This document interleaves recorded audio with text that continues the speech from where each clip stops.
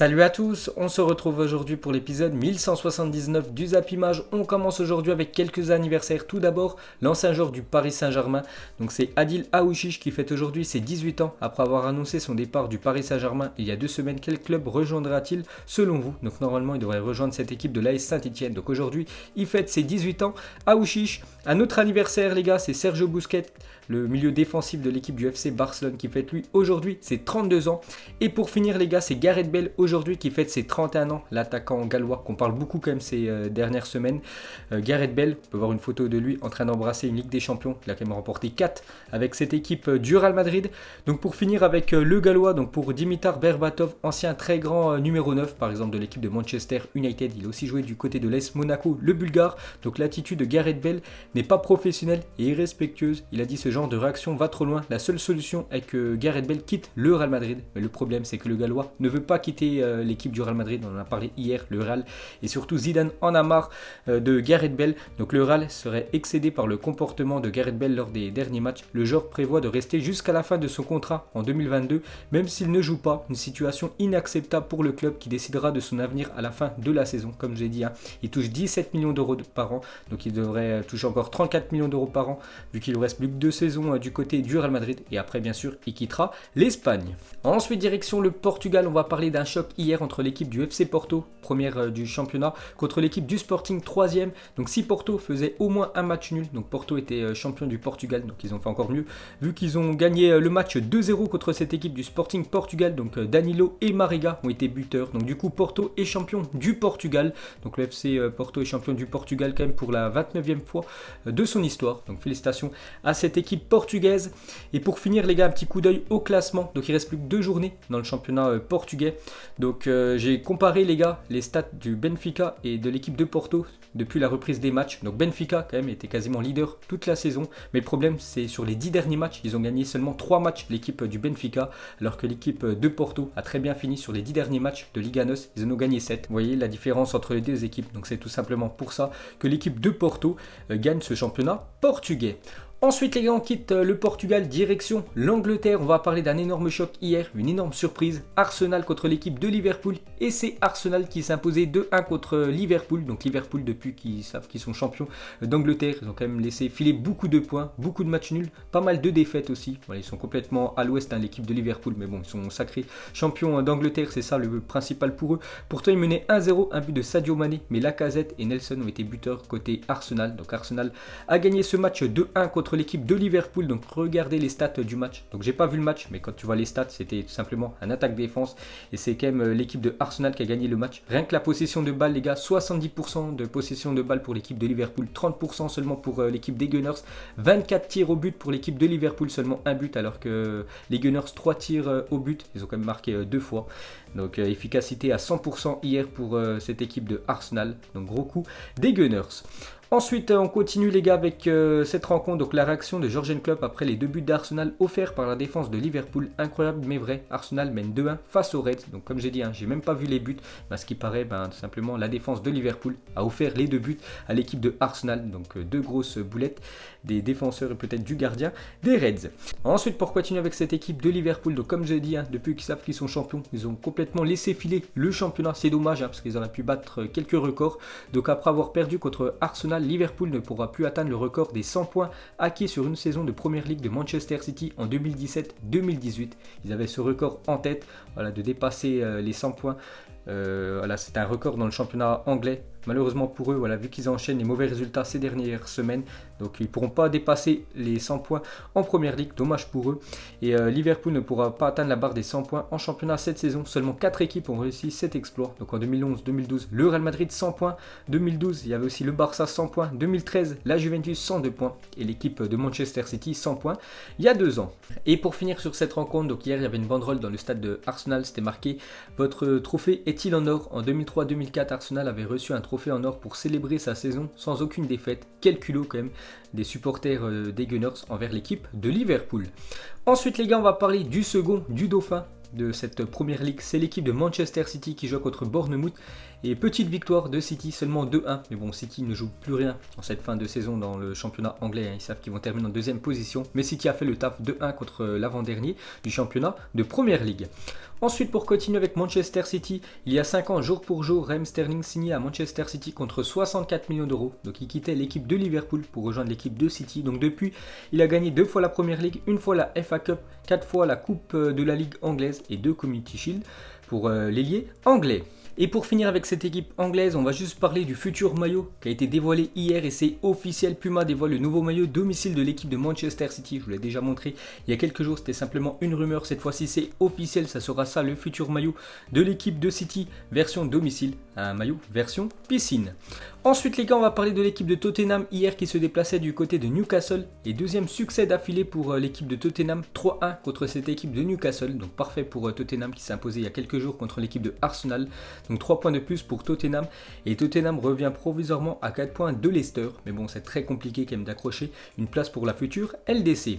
Ensuite, cette fois-ci, on va parler de l'équipe de Wolverhampton qui se déplaçait du côté de Burnley. Parce que Wolverhampton avait encore l'espoir de jouer la future Ligue des Champions. Bon, maintenant, ça va être compliqué. Dommage pour eux parce qu'ils ont fait un partout et surtout, ils menaient 1-0 jusqu'à la 92e minute. Ils se sont fait revenir dans le temps additionnel. J'ai regardé en plus la fin du match. Dommage pour Wolverhampton qui risque simplement de jouer l'Europa League la saison prochaine. Ensuite, on quitte l'Angleterre, direction l'Italie. On va parler de quelques matchs de Serie A. Hier, on commence avec la Juventus qui se déplaçait du côté de Sassuolo.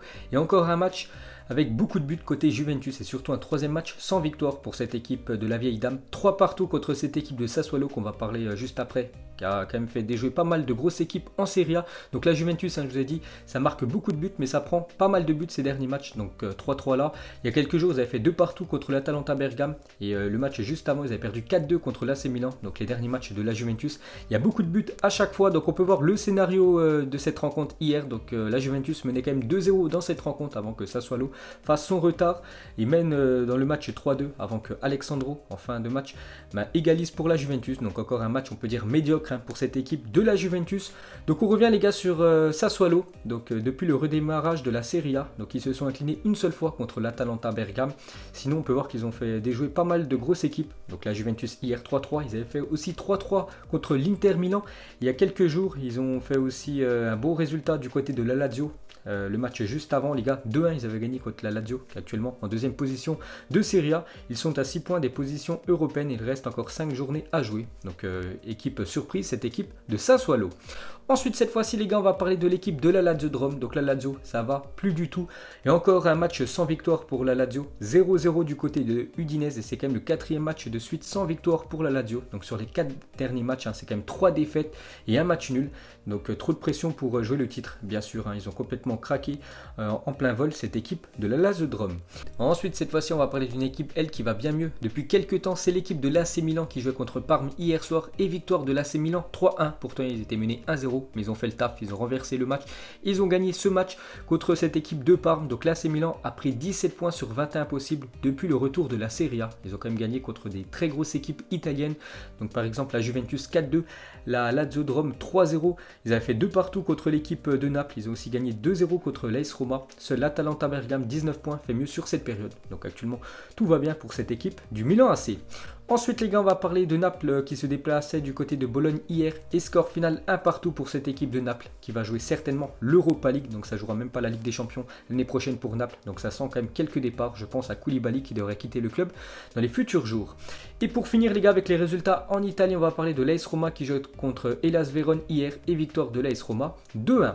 Ensuite, un petit coup d'œil au programme de la journée. Donc ça joue partout, ça joue en Angleterre, en Espagne, ça joue aussi en Italie. La Spal contre l'Inter Milan. Donc n'oubliez pas que ce soir les gars, en Espagne, c'est le multiplex, c'est l'avant-dernière journée. Donc tous les matchs ont lieu en même temps. Donc le Real Madrid jouera contre Villarreal. Le FC Barcelone jouera contre Osasuna. Donc le multiplex sera à 21 h ce soir en Liga. Donc on continue avec ce championnat espagnol. Regardez la une aujourd'hui du journal Marca, c'est marqué: le Real Madrid peut aujourd'hui devenir mathématiquement champion s'il bat Villarreal. Le stade Di Stefano peut être le témoin de la conquête de la 34e Liga ce soir tout simplement. Le Real Madrid sera officiellement champion d'Espagne s'il s'impose ce soir face à Villarreal. Donc c'est simple, il ne reste plus que 2 journées. Il manque plus que 2 points pour le Real Madrid pour être mathématiquement champion d'Espagne. Donc une victoire ce soir permettrait à cette équipe bien sûr du Real Madrid d'être champion d'Espagne. Donc même s'il s'incline ce soir et si le Barça aussi s'incline contre Osasuna à domicile, donc le Real Madrid sera aussi champion. Donc il en sera de même si le Barça fait nul ou perd et que le Real Madrid fait un résultat au moins similaire. Donc